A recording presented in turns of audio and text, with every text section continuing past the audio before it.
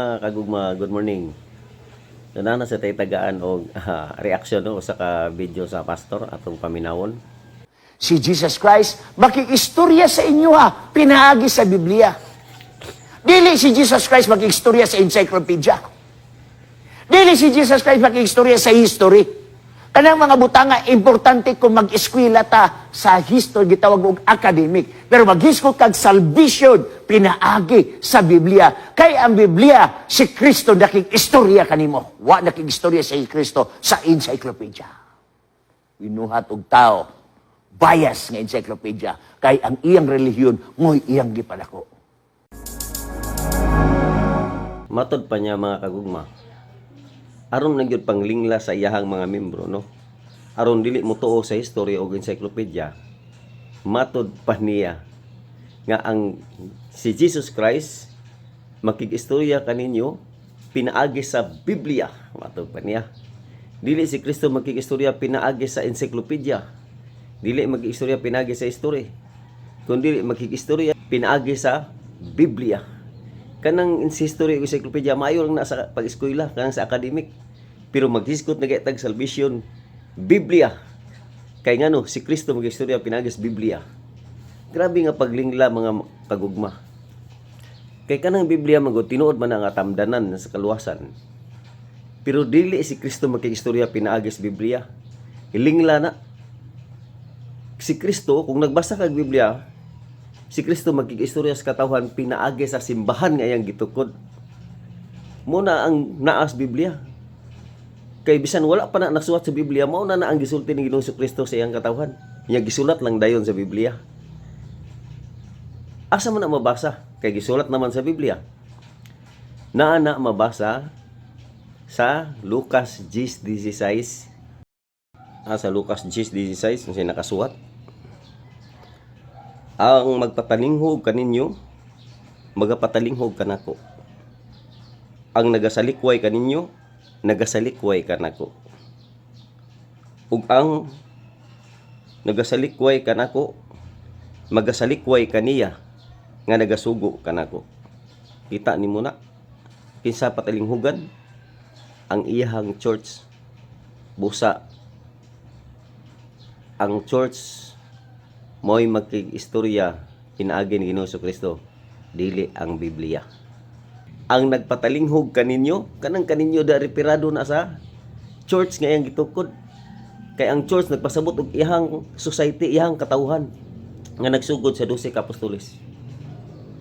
So, magkikistorya si Ginoong Kristo sa katawhan pinaagi sa iyang church. Naagi na sa Biblia, nagsuwat na niya, ano di man mumuto, anak. Inyo manglinglahon ng mga tao. Naamang yun na, Lucas 10:16. Ngayon si Ginoong Kristo, ang nagpatalinghog kaninyo, nagpatalinghog ka nako, o nagpatalinghog sa nagpadala ka nako. So, dito ka magkikistorya sa iyang simbahan. Ug mao tay atong patalinghogan, kay si Ginoong Kristo mo'y atong ipatalinghogan ni anak nga panahon nga nagpatalinghog ka sa iyang simbahan. O kining iyang iglesia ang gitukod mo iyang gisugo. San Mateo 28:19-20. Busa panlakaw kamo ug panuduan ninyo ang tanang mga nasod, magabautismo kanila sa ngalan samahan sa Anak ug sa Espiritu Santo. Magatudlo kanila ug magabantay sila sa tanang nga mga butang nga gisugo ko kaninyo. Ug ania karon ako magauban kaninyo sa kanunay hangtod sa katapusan sa kalibutan. So mutudlo ang simbahan may mutudlo dili ang Biblia. Ni anang bahinan ningon ni Ginoong Kristo tudloi sila sa tanan nga gitudlo ko kaninyo. So katong mga katawhan niya nga mao ang iyang simbahan nga iyang gitukod, mao ang iyang iglesia, mao ay mutudlo sa tanan. So dito ka maminaw, dili ka maminaw sa Biblia kay ang Biblia dili makahibalo mo istorya. Doon na gyud mutudlo. Kung mubasa kang Biblia na gyud mutudlo nimo. Nabitay mabasa diya sa Buhat 8 28 nga to sa 30, 34. Usa ka rayna sa Kandasi nagbasa sa kabasahon, wala kasabot. Pero gipasabot siya ni Felipe. So kinahanglan jud dunay mutudlo. Dili kay ang Biblia may mutudlo paglingla na.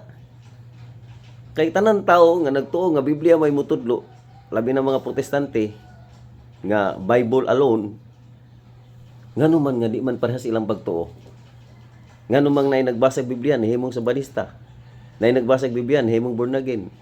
Nay nagbasa Biblia himong iglesia ni Kristo. Nay nagbasa Biblia himong saksi ni Jehova. Kaya ang Biblia dili magig-istorya.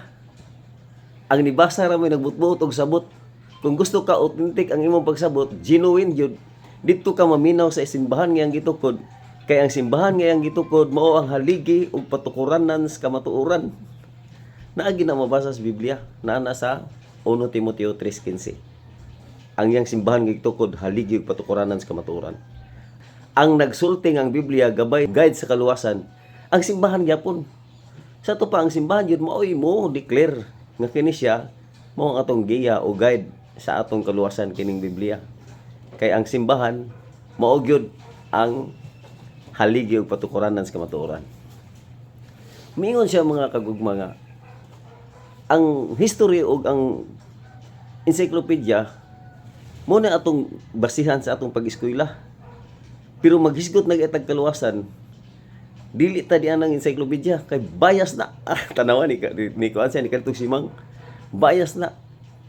Kay kanang gasulat anak Katoliko, mo na iyang but pasabot niya sa encyclopedia. Tinaw nga nag-ingon nga ang Santa Iglesia Katolika Apostolika Romana si Kristo may nagtukod. Yun na nimos gina. Tanan nga encyclopedia history bisag unsa nga history imong basahon, Katoliko gyud gitukod ni Kristo. Unya ningon siya nga ayaw mugtuo ana. Kung eskwela tuo ta, tanaw na iyang rason. Nagbangi, nagsumpaki, nagsabong. Ngano man. Ningon siya kung mo eskwela ta, gamito na to ng history o encyclopedia. Pero kaluwasan na gani, dili na kay bias na na.